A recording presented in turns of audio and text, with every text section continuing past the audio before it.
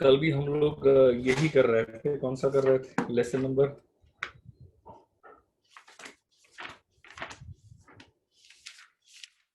कहाँ पर थे कल? कौन सा क्वेश्चन देखा था हमने लास्ट? कल तो कोई था ही नहीं, मतलब कौन कौन था? कोमल थी मेरे हिसाब से। हाँ, 4 स्टार्ट कर रहे थे आप। ओके, पेज नंबर बताओ क्या था? पेज नंबर 559 था। तो हम लोग कल हमने lesson number 20 from your study material, ICSI के स्टडी मटेरियल से क्वेश्चन नंबर 3 कंप्लीट किया था और क्वेश्चन नंबर 4 स्टार्ट कर रहे हैं। करेक्ट है? तो क्वेश्चन नंबर 4 पे आ जाओ, which is on page number 559। जो बच्चे अभी आज एकदम डे 1 पे आए हैं ना, उनको पहले मैं ये रिक्वेस्ट करूंगा कि ठीक है आज बैठ जाओ, कोई दिक्कत नहीं है। अगर आपने पहले रेगुलर लेक्चर्स अटेंड किए हैं, मतलब आपके रेगुलर लेक्चर्स सारे कंप्लीट हो चुके, तो दिक्कत नहीं आएगी। लेकिन आई रिक्वेस्ट यू कि अभी रिसेंटली और पहले भी जो मैंने रिविजन्स लिए थे उनको पहले एक बार आप कंप्लीट करो, तो उससे आपका कॉन्फिडेंस आएगा बेटा। ठीक है? X purchased business from Y on 30th June 2017. Profit earned by Y for the preceding years on 31st December every year. तो बताओ, एक सेकंड में वीडियो म्यूट करता हूं ताकि मुझे लिखने में आसानी हो जाए। ओके, बताइए फटाफट क्या पोजीशन है? 2014 का प्रॉफिट कितना दिया हुआ है? 41,000। 2014 का क्या बोल रहे हैं सर? रिकॉर्ड्स? हाँ, मैं ये तो यूट्यूब पे अपडेट करता हूँ ना रक्षिता, ये तो यूट्यूब पे अपडेट कर देता हूँ बेटा। तो आपको यूट्यूब की, हाँ, अब लेकिन रेगुलर चैनल पे अपडेट नहीं हो रहा है, उसके लिए कोई अलग चैनल बनाई गई है, तो उस चैनल पे अपडेट करके वहीं पर है बेटा। कल तक के सारे लेक्चर्स वहाँ पे अपलोड हो चुके हैं। मुझे तो 2014 का प्रॉफिट दिया हुआ है हमारे पास। 14 का प्रॉफिट कितना दिया हुआ है? 41,000। और क्या दिया है? 15 का प्रॉफिट दिया हुआ है 40,000। 15 का profit is given which is कितना दिया है? 15 का 40,000। 16 का प्रॉफिट दिया हुआ है 42,000। कितना दिया हुआ है? 42,000। आगे क्या लिखा है बेटा? ये तो बच्चे भाग गए, जैसे बोला रिकॉर्डिंग अवेलेबल होगी सारे बच्चे गुल। चलो एनीवे, हम लोग कंप्लीट करते हैं। उसके बाद क्या अवेलेबल है जरा चेक करो, क्या पोजीशन है। It was ascertained that profits of 2015 included a non-recurring item of rupees 1,500 and profit of 2016 was reduced by rupees 2,000 due to an extraordinary loss on account of theft.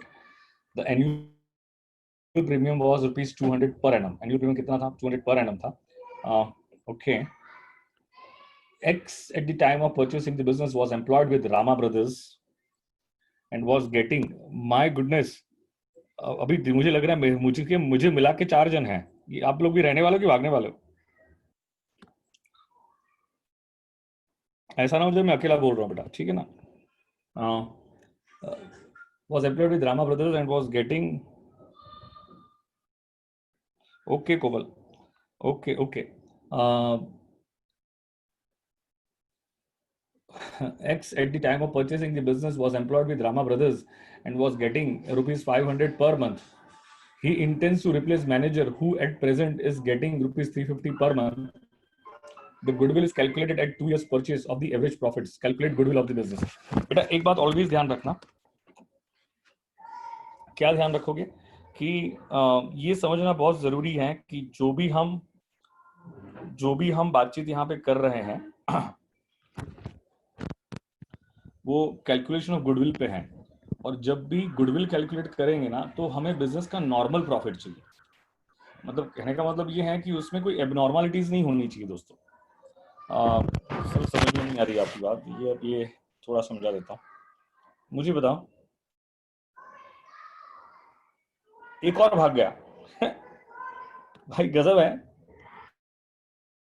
Only 3 students. चलो कोई बात नहीं, हम लोग पहले complete करते हैं चीजों को। जब भी हम, है ना, पास्ट का जब प्रॉफिट्स लेते हैं तो उसमें कोई एबनॉर्मलिटीज नहीं आनी चाहिए। मान के चलो मैंने ना एग्जांपल लिया हुआ, एक स्टूडेंट 90% स्कोर कर रहा है, यहाँ पे भी 90% स्कोर कर रहा है, यहाँ पे भी 90% स्कोर कर रहा है, यहाँ पे भी 90% स्कोर कर रहा है, लेकिन वो बीमार हो गया इस साल में और सिर्फ 50% स्कोर कर पाया, बीमार हो गया इसलिए 50% स्कोर किया ना, अगर वो बीमार नहीं होता तो क्या मतलब एबनॉर्मलिटीज आ गई ना, इस पर्टिकुलर ईयर में क्या हो गया, abnormalities occurred and because of this abnormality आपको नहीं लगता है, आपको नहीं लगता है कि प्रॉफिट कम हो गया बिकॉज ऑफ दिस एबनॉर्मलिटीज, आपको नहीं लगता है, सो आई वुड रादर से उसके मार्क्स कम हो गए, तो ऐसी एबनॉर्मलिटीज को हम क्या करेंगे, वापस एड बैक कर देंगे। आप समझे मेरी बात को, ऐसी एबनॉर्मलिटीज को क्या करेंगे, वापस एड बैक कर देंगे। उसका मतलब ये है, इसका मतलब ये है बच्चों, समझने की कोशिश करो। हाँ, इसका मतलब ये होता है कि आपके प्रॉफिट में अगर कोई एबनॉर्मलिटीज है, कोई एबनॉर्मल गेन है या कोई एबनॉर्मल लॉस है, एबनॉर्मल गेन और एबनॉर्मल लॉस रिकरिंग नेचर का नहीं होता है, ये कौन से नेचर का होता है, नॉन रिकरिंग नेचर का होता है। ये कौन से नेचर का होता है, नॉन रिकरिंग नेचर का होता है। तो जो नॉन रिकरिंग नेचर के जितने भी आइटम्स हैं उसको इग्नोर करो, उसको क्या करो, इग्नोर करो। मान के चलो आपका ये प्रॉफिट एंड लॉस अकाउंट है, प्रॉफिट एंड लॉस, यहाँ पे पास लो कि एक रिकरिंग गेन हुआ ₹1 का। अब नॉन रिकरिंग का मतलब क्या होता है, जो बार बार होने वाला नहीं है, जो वंस इन अ वाइल है। हाँ अभी 2 मिनट मैं रिपीट कर रहा हूँ वापस। अभी एक्चुअली आज क्या है ना, आज मेरा वाईफाई कनेक्शन वापस गया हुआ है, तो मैं हॉटस्पॉट पे कर रहा हूँ, तो हॉटस्पॉट पे दिक्कत होगा, बट आई थिंक मैं वापस रिपीट कर दूंगा। जब ऐसा कोई आवाज कनेक्ट हो रही है मुझे बता देना। मुझे तो ये प्रॉफिट एंड, वापस रिपीट कर रहा हूँ, ये प्रॉफिट एंड लॉस अकाउंट है, करेक्ट है। और यहाँ पे प्रॉफिट एंड लॉस अकाउंट में एक abnormal item, non recurring item, abnormal always non recurring nature का होता है, एबनॉर्मलिटीज बार बार नहीं होती है। ऐसा कोई एबनॉर्मल आइटम क्रेडिट हुआ है, ऐसा कोई एबनॉर्मल गेन क्रेडिट हुआ है, तो मुझे कॉमन सेंस अप्लाई करके बताना क्या उसकी इंपैक्ट नहीं लगता है कि नेट प्रॉफिट पे होगी। यहाँ पे क्रेडिट हुआ तो आपका नेट प्रॉफिट क्या होगा, इंक्रीज होगा ना, आपका नेट प्रॉफिट क्या होगा, इंक्रीज होगा कि नहीं होगा। तो कॉमन सेंस अप्लाई करके बताओ, क्या ऐसा 5 लाख इसमें रखेंगे कि एलिमिनेट कर देंगे, क्या कर देंगे, उसमें से एलिमिनेट करेंगे। यू अग्रीड विद दिस, इसमें कोई दिक्कत वाली बात है क्या। तो ऐसा 5 लाख के इसमें इसमें रखेंगे कि उसमें से एलिमिनेट कर देंगे, उसमें से क्या करेंगे, एलिमिनेट कर देंगे। तो सेकंड चीज ऐसा भी तो हो सकता है कोई गुड्स लॉस बाय फायर, ये एग्जांपल यहां से निकाल लेता हूं, goods loss by fire, correct है कोमल। मुझे बताओ कोई गुड्स लॉस बाय फायर है 2 लाख रुपीस का, अग्रीड। अगर 2 लाख रुपीस का गुड्स लॉस बाय फायर है तो ये भी तो एबनॉर्मल आइटम है, नॉन रिकरिंग नेचर के आइटम है, तो क्या करोगे, ऐसी आइटम को भी हम, हाँ इसके यहाँ पे लिखने से प्रॉफिट पे इंपैक्ट आई होगी, प्रॉफिट कम हो गया है, तो आपको नहीं लगता है उसको हमें एड बैक कर देना चाहिए, क्या कर देना चाहिए, हमें एड बैक कर देना चाहिए 2 लाख रुपीस को। I hope you get my point very clear. तो एबनॉर्मलिटीज इग्नोर करना है, तो बस ये, हाँ और जो भी आप मतलब सी पास्ट का बेस ऐसा लेंगे क्योंकि पास्ट रिफ्लेक्ट वाला है। अब ये एक कोई पर्टिकुलर ईयर में फायर ब्रोकआउट हो गए, गुड्स लॉस बाय फायर हो गए, तो ऐसा जरूरी थोड़ी है कि आने वाले फ्यूचर में भी ऐसा होगा। तो इसीलिए हम मतलब इसीलिए हम एबनॉर्मलिटीज क्या करते हैं, इग्नोर करके नॉर्मली जो प्रॉफिट हो सकता है उसे कंसीडर करते हैं। I hope you get my point. तो बस बात वही है, ये क्वेश्चन में लिखा हुआ है आपके पास, क्या लिखा हुआ है, बस इतना याद रखो, loss abnormal loss add back करने का और एबनॉर्मल गेन क्या करने का, माइनस करने का। इतना भी याद रह गया तो मोर देन सफिशिएंट है, इतना भी याद रहेगा तो मोर देन सफिशिएंट है। Agreed, okay.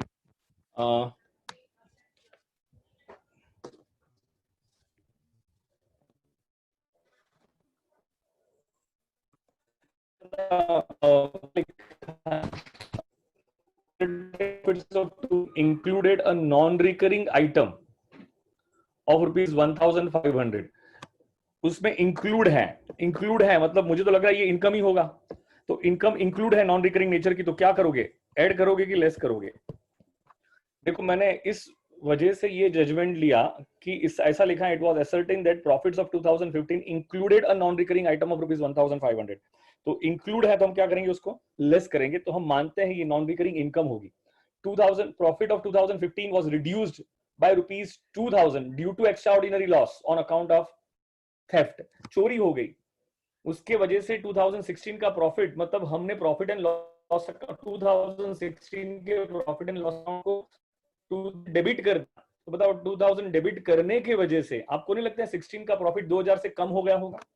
तो अगर वो 2000 से कम हो गया होगा तो आपको नहीं लगता है 2000 हमें एड बैक करना पड़ेगा? क्या करना पड़ेगा? हमें एड बैक करना पड़ेगा। Agreed with this?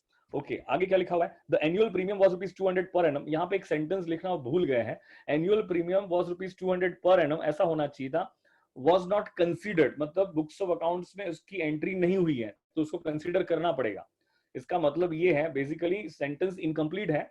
In my opinion it should be written like this, the annual premium of rupees 200 per annum. हो सकता है कोई इंश्योरेंस लिया हो, उसका प्रीमियम पे करना है 200 पर एनम और वो बुक्स ऑफ अकाउंट्स में रिकॉर्ड नहीं हुआ। तो बुक्स ऑफ अकाउंट्स में रिकॉर्ड, मैंने क्या गलत किया बेटा? अच्छा, तो वो 15 का है क्या? ओके ओके ओके, तो ये ऐसा होगा। चलो मैं यहां से कर देता हूँ। हाँ ये गलत हुआ है, करेक्ट है। तो 14 में तो कोई प्रॉब्लम है ही नहीं ना, ऐसा है। तो 15 में से माइनस करना पड़ेगा। 15 में से कितना माइनस करना पड़ेगा? 1500। और 16 का जो प्रॉफिट है उसमें क्या करना पड़ेगा? 2000 एड बैक करना पड़ेगा। ठीक है ना, इसमें भी कोई दिक्कत तो नहीं है ना?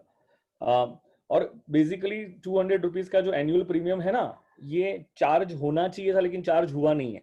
समझे उसका मतलब? चार्ज होना चाहिए था लेकिन चार्ज हुआ नहीं है। तो 2000 रुपीज का जो एनुअल प्रीमियम था ये चार्ज होना चाहिए था लेकिन चार्ज हुआ नहीं है। तो बाद में देखते उसका क्या करना है। X at the time of purchasing the business was employed with Rama brothers and was getting a 500 per month. पहले चलो एक बात मुझे बताओ, इसका जरा एवरेज निकाल लो ना, तो ये बाकी सारे एडजस्टमेंट बाद में करते हैं।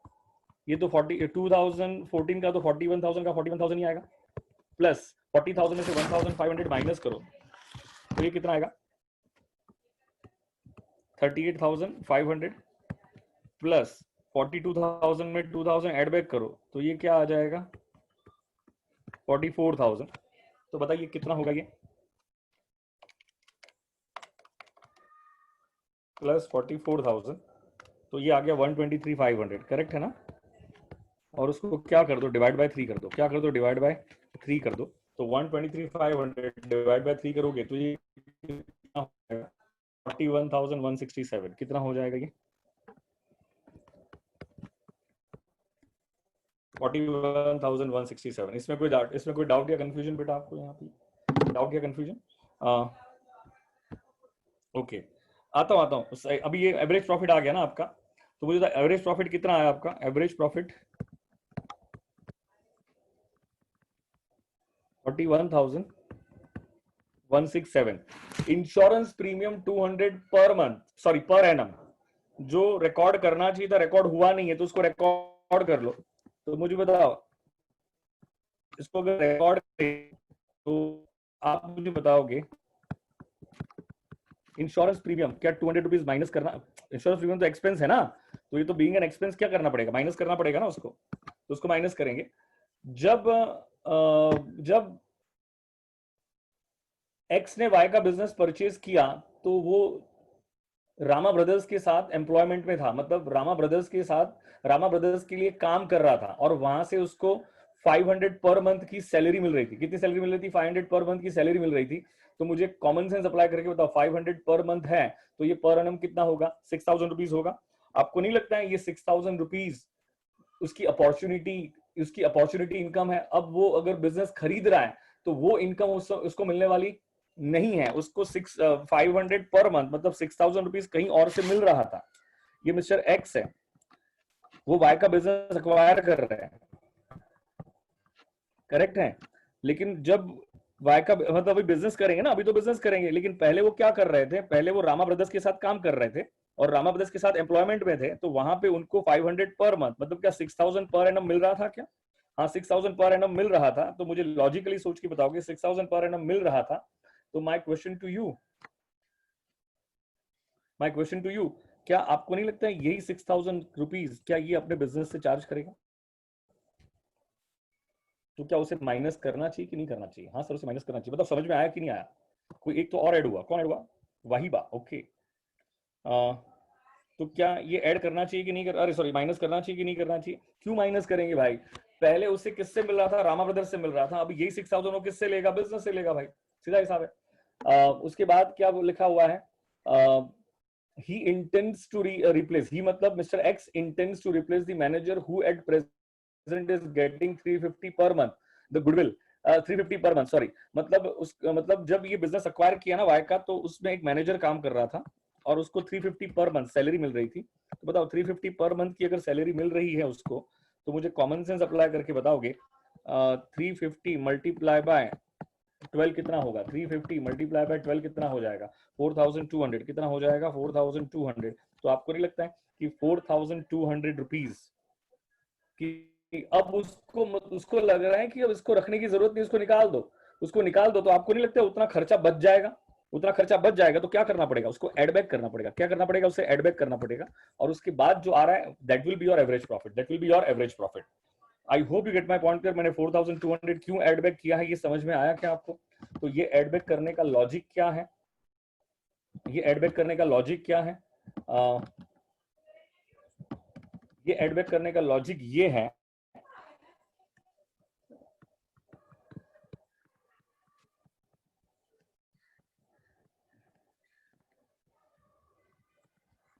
ये एड बैक करने का लॉजिक ये है कि इसमें बेसिकली वो 4200 रुपया देने की जरूरत नहीं है ना। अब तक प्रॉफिट एंड लॉस अकाउंट को डेबिट हो रहा था, बचेगा अपना खर्चा तो प्रॉफिट बढ़ेगा, इसीलिए मैंने क्या कर दिया, उसको एड बैक कर दिया। तो this is your average profit. और हमें नंबर ऑफ इयर्स परचेज कितना दिया है? 2 दिया है, उसको मल्टीप्लाई बाय 2 कर दो, इसको मल्टीप्लाई बाय क्या कर दो? 2 कर दो। तो क्या आपको गुडविल मिल जाएगा क्या? तो बताओ गुडविल कितनी आ गई? 78,834।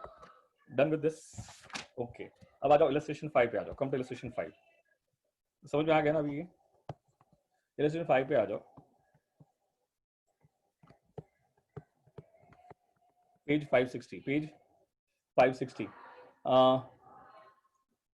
From the following particulars of three companies,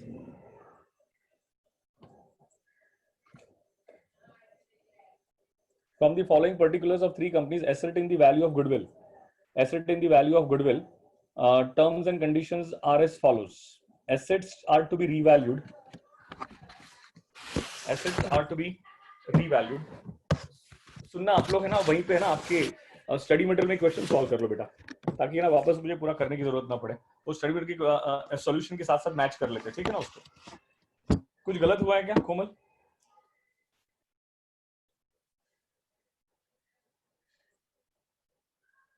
इसमें कुछ मिस्टेक है आपके। अगर आप ये क्वेश्चन देख लोगे ना, इट्स अ सिंपल क्वेश्चन, कोई दिक्कत नहीं है, लेकिन कुछ माइनर मिस्टेक करके रखी उन्होंने सॉल्यूशन में, तो वो सॉल्यूशन में देखना बहुत जरूरी है। आर लिमिटेड में मिस्टेक है, और क्यू लिमिटेड में 16,80,000 आना चाहिए, वहां पे उन्होंने 6,80,000 लिखा हुआ है सॉल्यूशन में।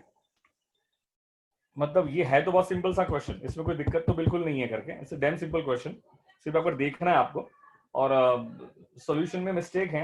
क्यू लिमिटेड में जो सॉल्यूशन में गुडविल आ रही है ना, वो 16,80,000 होना चाहिए, वो मिस्टेक है। और ये 272 नहीं होना चाहिए आर लिमिटेड में, जो सॉल्यूशन में दिखा, करेक्शंस कर लो वहां पे। आर लिमिटेड में सॉल्यूशन में जो 2,72,000 लिखा हुआ है ना, वहां पे 2,32,000 होना चाहिए। और उसके बाद आप क्वेश्चन सॉल्व करना, तो आर लिमिटेड की गुडविल 0 आ रही है। आर लिमिटेड गुडविल क्या आ रही है? 0 आ रही है, तो वहां पे मिस्टेक हुई है। एक बार कर लो।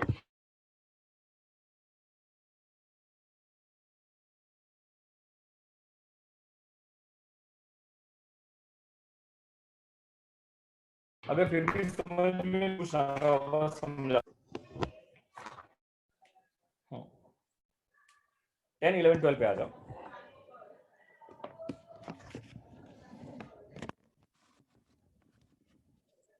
पहले 11 एंड 12 कर लेते हैं, उसके बाद फिर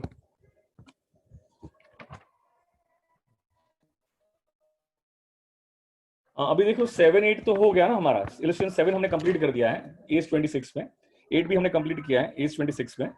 अब इसमें किसी का फोन आया था बेटा। इलस्ट्रेशन 7 जो पेज नंबर 561 पे, that is completing as 26। Illustration 8 is also completing in as 26। 9 भी कंप्लीट हो चुका है। अब 10 पे आ जाओ। किस पे आ जाओगे? 10 पे आ जाओगे। 6 कहां पे इग्नोर हो गया?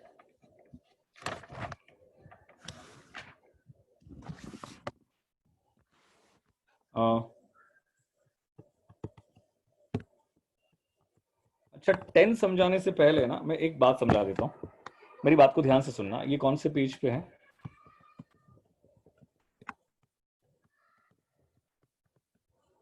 पेज 563, ठीक है।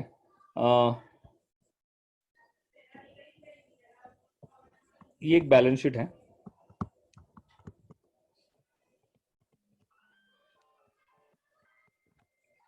Equity share capital 10 lakhs of rupees 10 each, of rupees 10 each. Reserves and surplus 2 lakhs, correct? Reserve surplus 2 lakhs.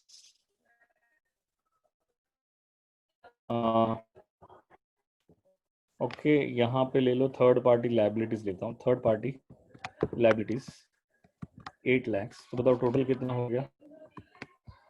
20 lakhs। ये भी क्या हो गया? 20 lakhs। बहुत सारे एसेट्स है। Can you find the intrinsic value of shares? Intrinsic value per share, क्या intrinsic value per share find कर सकते हैं? Intrinsic value is equal to, कैसे फाइंड करेंगे? Assets minus third party liabilities, तो बताओ कितना आ जाएगा? 12 lakhs आ जाएगा क्या यहाँ पे? तो you tell me. 12 lakhs divided by क्या करेंगे? नंबर ऑफ इक्विटी शेयर्स कितने होंगे? देखो ना, रुपीज 10 ईच हैं, तो डिवाइड बाय 1 लाख करेंगे। डिवाइड बाय, चलो एक काम करो, ये 100 रुपीज का एक शेयर्स कर दो। 100 रुपीज का एक शेयर्स कर दो, तो बताओ, तो डिवाइड बाय क्या करोगे? 1 लाख कर, हाँ 1 लाख मल्टीप्लाई बाय, तो ये 10,000 हो जाएगा ना। 10,000 मल्टीप्लाई बाय 100, तो नंबर ऑफ इक्विटी शेयर्स कितने हो जाएंगे? 10,000 हो जाएंगे। तो यू टेल मी ये कितना हो गया?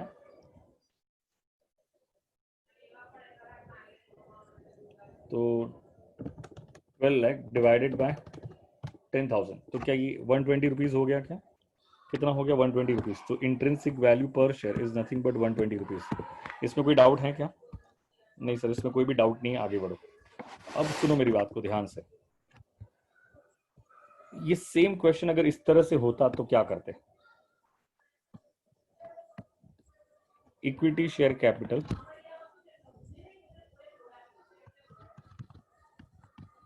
100 में से 20 अभी भी अनकॉल्ड है, तो बताओ पेड अप कितना होगा? 80 होगा ना। तो 10,000 मल्टीप्लाई बाय 80 करेंगे, तो बताओ कितना हो जाएगा? 8 lakh rupees. Agreed with this? इसमें कोई दिक्कत? कोई भी डाउट? सेम क्वेश्चन सेम रहेगा। रिजर्व्स एंड सरप्लस कितना है? 2 लाख रुपीज है। रिजर्व सरप्लस कितना है? 2 लाख रुपीज है। थर्ड पार्टी लाइबिलिटीज कितनी है? 8 लैक्स, हाँ 8 लैक्स है। कितना है थर्ड पार्टी लाइबिलिटीज? 8 लैक्स है। तो मुझे बताओ ये कितना हो गया? 16 लैक्स। ये कितना हो गया? 16 लैक्स। मुझे intrinsic value per share find करके बताओ फटाफट। Intrinsic value per share find करके बताओ फास्ट। तो इंट्रिंसिक वैल्यू 16 लैक्स माइनस क्या होगा? 8 लैक्स। तो बताओ ये कितना हो गया? और ये तो नेट एसेट हो गई ना। ये तो क्या होगी? नेट एसेट हो गई आपकी। और उसको हमें अगर इंट्रिंसिक वैल्यू फाइंड करनी है, इंट्रिंसिक वैल्यू पर शेयर अगर फाइंड करना है, तो क्या करेंगे? 8 लैक्स डिवाइडेड बाय क्या कर दोगे? 10,000। बताओ कितना आ रहा है? 8 लैक्स डिवाइडेड बाय क्या करोगे? 10,000। तो क्या ये 80 रुपीज आ रहा है क्या आपका? एक सेकंड, मैंने ये जो किया कोमल अथर्व, समझ में आया क्या आपको? मैंने ये क्या किया? 80 रुपीज आया कि नहीं आया? Agreed with this?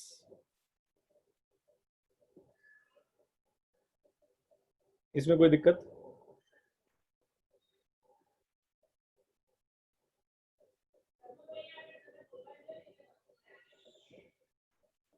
ठीक है।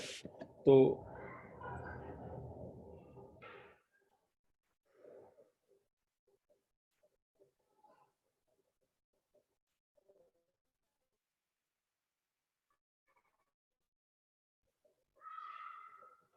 पर सर कल बताया था कि हाफ पेड अप है।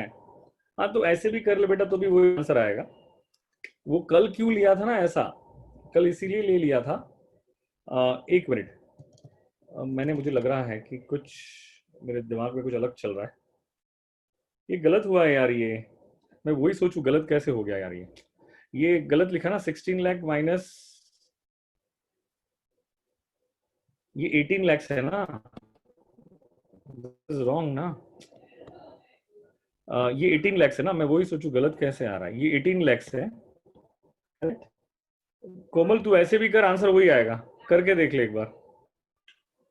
लेकिन वो कल क्या था, दो कैटेगरी थी ना कोमल, तू समझी नहीं मेरी बात को। कल क्वेश्चन में दो कैटेगरी थी ना, इसीलिए मैंने उस तरह से करवाया था आपको। यहां पे देख ले पहले एक बार, 18 lakhs माइनस 8 lakhs, तो ये कितना आएगा, 10 lakhs आएगा। ये कितना आएगा, 10 lakhs आएगा। तो आपका नेट एसेट्स हो गया 10 lakhs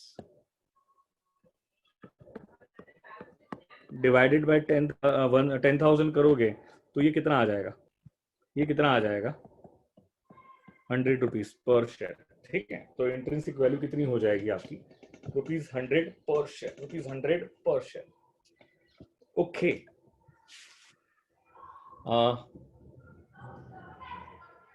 नाउ मैं एक बात आपसे पूछता हूं, मुझे ना ये दोनों में रिलेट करके बताओ। ये जो मैंने समझाया, ऊपर वाला एग्जांपल समझा, उसमें कितना आया था आपका, 120 आया था, कितना आया था, 120 आया था। और इसमें कितना आया, 100 आया। थोड़ा ध्यान से ना 2 मिनट के लिए एनालाइज करो कि ये दोनों में डिफरेंस क्या है, डिफरेंस क्या है दोनों में, जरा ध्यान से एनालाइज कर लो।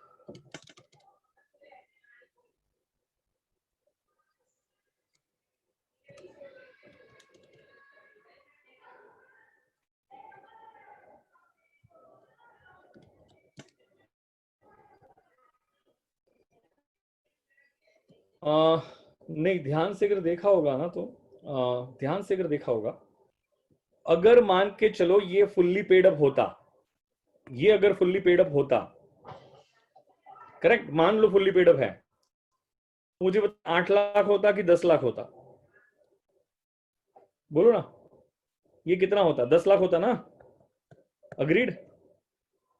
अगर ये फुल्ली पेड अप होता, 20 रुपीज अभी भी अनकॉल्ड है, तो 10,000 पे 20 रुपया अनकॉल्ड है, 10,000 पे 20 रुपया अनकॉल्ड है, तो 10,000 मल्टीप्लाई बाय 20 करो। 10,000 मल्टीप्लाई बाय अगर आप 20 करोगे तो कितना आता है, ये 2 लाख रुपीज आता है। अगर ये मान के चलो कि इसका नोशनल कॉल, नोशनल कॉल का मतलब होता है नकली कॉल, ऐसे मान लो कि अगर ये पैसा आ गया होता तो क्या कैश में भी 2 लाख रुपया इंक्रीज होता, और क्या यहां पे भी 2 लाख रुपया इंक्रीज होता, अग्रीड। तो आपका ये 18 लैक्स होता कि 20 लैक्स होता, ये कितना होता, 20 लैक्स। मैं मान रहा हूं झूठ मूठ का, मतलब ऐसे इमेजिन कर रहे हैं कि अगर ये फुल्ली पेड अप होता तो क्या यहाँ पे कैश में 2 लाख रुपया ऐड होता, हाँ होता। और क्या ये लाइबिलिटी में भी क्या 2 लाख रुपया ऐड होता, हाँ होता। क्या इक्विटी शेयर कैपिटल भी 2 लाख रुपया ऐड होता, होता। तो अब मुझे बताओ ये 18 होता टोटल कि 20 होता, तो फिर तो यही बन गया ना आपका। फिर तो देखो क्वेश्चन एग्जैक्टली ये बन गया, करेक्ट है कोमल अथर्व, फिर तो आपका एग्जैक्टली क्वेश्चन ये वाला बन गया। इसमें कोई डाउट है क्या, नहीं सर इसमें कोई भी डाउट नहीं है। तो अब मुझे सोच समझ के आंसर करना, मुझे सोच समझ के आंसर करना। मैं तो कह रहा हूं ये जो फुल्ली पेड अप वाला जो आया था 120 रुपीज, उसमें से 20 रुपीज अनकॉल्ड माइनस कर दूं तो क्या मुझे 100 रुपया 80 रुपीज पेड अप की, क्या मुझे इंट्रिंसिक वैल्यू मिल जाएगी क्या। मैंने क्या कहा कि ये 120 रुपीज में से, वापस रिपीट कर रहा हूं, चलो ऐसे देखता हूं, मुझे बताओ अब ये क्वेश्चन को अगर आप सॉल्व करोगे, ये क्वेश्चन को अगर आप सॉल्व करोगे, ये वाला, अगर ये वाले क्वेश्चन को अगर आप सॉल्व करोगे, ये वाले क्वेश्चन को अगर आप सॉल्व करोगे तो मुझे कॉमन सेंस अप्लाई करके बताना, मुझे कॉमन सेंस अप्लाई करके बताना पोजीशन क्या आएगी, पोजीशन क्या आएगी। तो आपका आता था intrinsic value per share 120 rupees, क्योंकि अब ये वाला क्वेश्चन एग्जैक्टली ऊपर वाला क्वेश्चन बन गया है, एग्जैक्टली ये क्वेश्चन बन गया है। अगर एग्जैक्टली ये क्वेश्चन बन गया तो इंट्रिंसिक वैल्यू 120 इतने पेड अप वाली है, पेड वाली। तो अगर मुझे 8 वाले की फाइंड करनी है, 20 रुपीज माइनस कर दूं, तो 20 रुपीज माइनस कर दूंगा तो कितना आ जाएगा, 100 रुपीज आएगा कि नहीं आएगा, अरे बोलो हाँ है ना।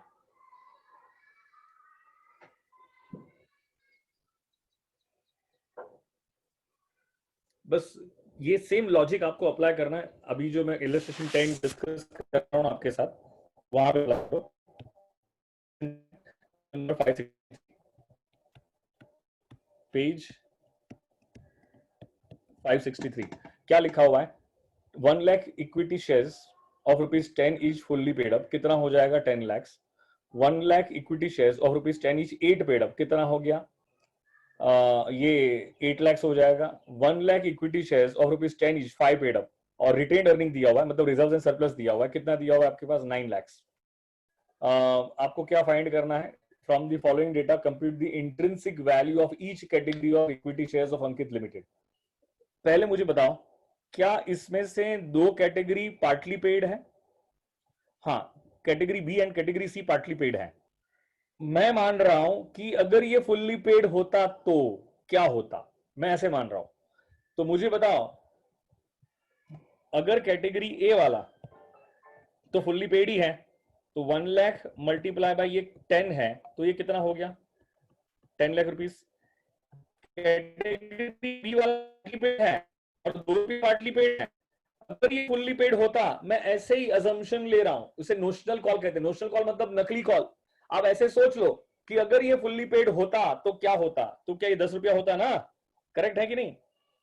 मैं रिपीट कर रहा हूं वापस, कैटेगरी ए वाला तो फुल्ली पेड ही है, इसमें कोई दिक्कत नहीं। कैटेगरी बी वाला मैं ये सोच रहा हूं कि अगर ये फुल्ली पेड होता तो क्या पूरा 10 रुपया होता? बोलो हाँ या ना। ये पूरा 10 रुपया होता तो मुझे बताओ ये कितना आता, क्या 10 लाख रुपीस आता कि नहीं आता? हाँ आता। कैटेगरी सी की बात करते हैं। कैटेगरी सी भी अगर फुल्ली पेड होता तो, फुल्ली पेड होता तो मुझे बताओ, क्या ये 5 में और 5 ऐड हो जाता तो ये कितना हो जाता 10 रुपया, तो ये भी कितना हो जाता 10 लाख रुपया हो जाता। तो बताओ टोटल मिला के कितना हो गया 30 लाख हो गया। और 9 लाख का क्या आपका रिटेन अर्निंग्स है, बताओ टोटल मिला के कितना आ गया 39 लाख आ गया क्या? अब मुझे बताओ, हमने सबको फुल्ली पेड मान लिया है ना, सबको फुल्ली पेड मान लिया है, तो टोटल मिला के नंबर ऑफ इक्विटी शेयर्स कितने हो गए 3 लाख हो गए। तो 39 लाख को 39, हाँ, तो इंट्रिंसिक वैल्यू पर शेयर, और ये 10 फुल्ली पेड अप की है, तो बताओ कितना आएगा। 39 लाख को डिवाइड कर दो 3 लाख से, 39 लाख को 3 लाख से डिवाइड करो, बताओ कितना आ रहा है 13 रुपीज आ रहा है। कितना आ रहा है 13 रुपीज आ रहा है। लेकिन ये तो 10 फुल्ली पेड अप की है ना, ये 10 फुल्ली पेड अप की है। 10 फुल्ली पेड अप की वैल्यू कितनी आएगी, इंट्रिंसिक वैल्यू 13 रुपीज। तो बताओ 8 की कितनी आएगी, तो क्या मैं 13 में से 2 माइनस कर दूं, 11 आएगी। तो बताओ 5 की कितनी आएगी, तो क्या मैं 13 में से 5 माइनस कर दूं, तो ये कितना आएगा, नहीं हाँ करेक्ट है ना, ये कितना आ जाएगा 8 आ जाएगा। कितना आ जाएगा 8 आ जाएगा। ये मेरे लॉजिक को समझ में, ये मेरे लॉजिक को समझ पाए क्या आप लोग? मैंने इसीलिए ये समझाया। बताओ क्या यहां पे पहले पार्टली पेड था, बोलो हाँ या ना। इक्विटी शेयर कैपिटल क्या 20 रुपीज से पार्टली पेड था? हाँ ये पार्टली पेड था। हमने मान लिया कि अगर ये फुल्ली पेड होता तो ये 8 लाख की जगह पे कितना होता 10 लाख होता, बोलो हाँ या ना। हाँ ये 10 लाख होता। तो बताओ 10 + 12 कितना हो गया, 10 + 2 कितना हो गया 12 लाख। तो आपको लगता है 12 लाख नेट एसेट्स है? 12 लाख क्या है, नेट एसेट्स है। तो ये 12 लाख को डिवाइड करो, 12 लाख को डिवाइड करो किससे, 12 लाख को डिवाइड करो 10,000 से, नंबर ऑफ इक्विटी शेयर से। तो 12 लाख को 10,000 से डिवाइड करोगे तो कितना आता है 120 आता है, बोलो हाँ या ना। लेकिन ये 120 जो आया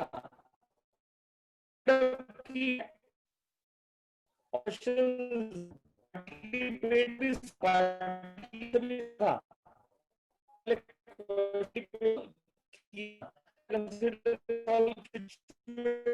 सिचुएशन आया था 100 रुपीज आया था ना।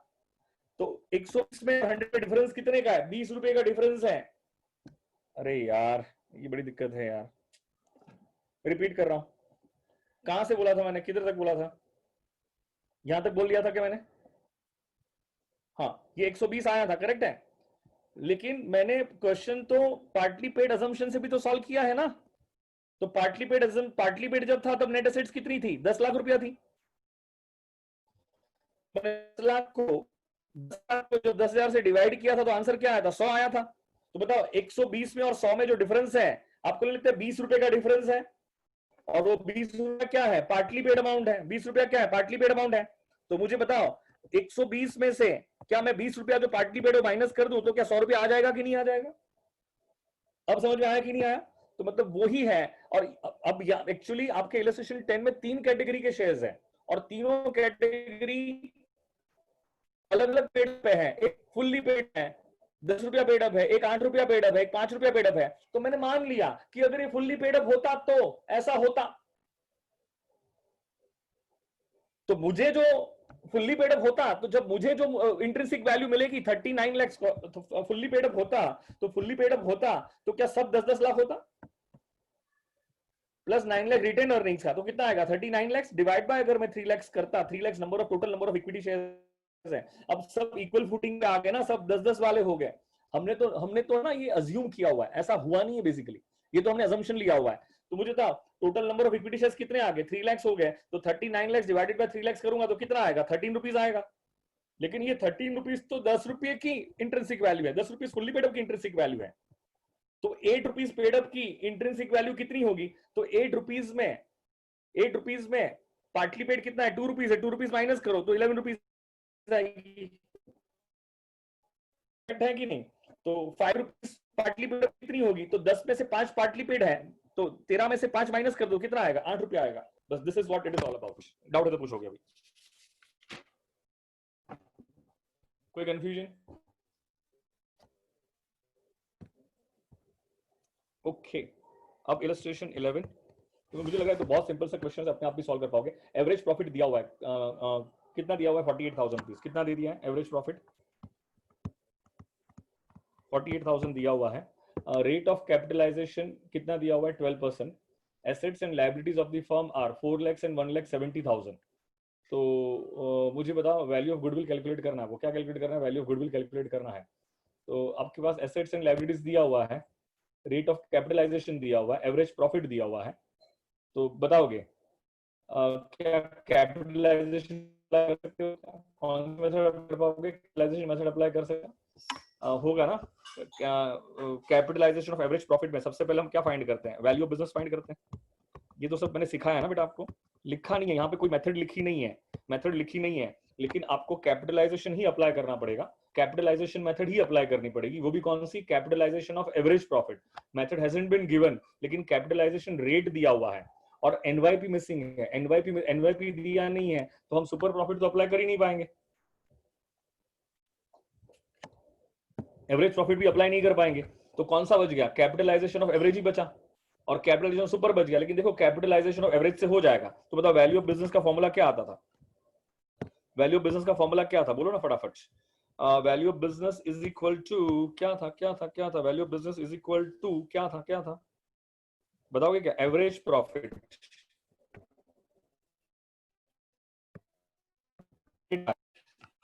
कैपिटलाइजेशन रेट या तो नॉर्मल रेट ऑफ रिटर्न, याद आ रहा है क्या, तो 12% है वो दिया हुआ है। एवरेज प्रॉफिट कितना है, 48,000 है, डिवाइडेड बाय क्या करोगे, 12%। तो 48,000 डिवाइडेड बाय 12% अगर हम करेंगे तो ये कितना आ जाएगा, 4 lakhs आ जाएगा। तो ये होगी value of business. Value of business में से क्या माइनस करते, या तो नेट एसेट माइनस करते, या तो कैपिटल एम्प्लॉयड माइनस करते हैं। और नेट एसेट्स का मतलब क्या होता है, assets minus third party liabilities, assets minus third party liabilities, assets minus third party liabilities दिया हुआ है आपके पास क्वेश्चन में, ये क्या बन जाएगा आपका नेट एसेट्स। और एसेट्स कितना दिया हुआ है, 4 lakhs, थर्ड पार्टी लायबिलिटीज कितनी दे के रखी है, 1,70,000। तो बताओ 4 lakhs माइनस 1,70,000, ये कितना हो जाएगा, 2,30,000। कितना हो जाएगा, 2,30,000। तो मुझे बताओ इसमें से 2,30,000 माइनस करो, तो डोंट यू थिंक दैट कि आपको क्या मिल जाएगा बेटा, यहाँ पे आपको जो मिल जाएगा that will be your goodwill. तो बताओ गुडविल कितनी आ गई, 1,70,000, करेक्ट है क्या बेटा आपका। और बताओ ये हो गया। फिर इलस्ट्रेशन 12, ये सब तो कोई दिक्कत, ये समझाने वाली बात ही नहीं है बेटा कोई। इलस्ट्रेशन 12 भी मुझे लग रहा है कि हो ही जाएगा बेटा। A firm has total capital investment of 2,25,000, firm earn net profit during last 4 years,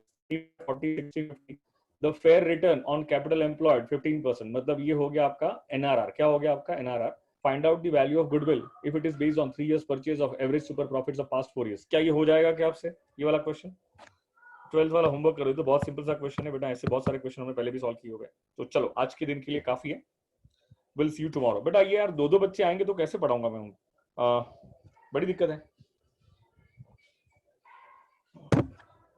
मुझे लग रहा है दोपहर का टाइम रखना पड़ेगा। चलो कोई दिक्कत नहीं है, विल सी यू टुमारो बेटा।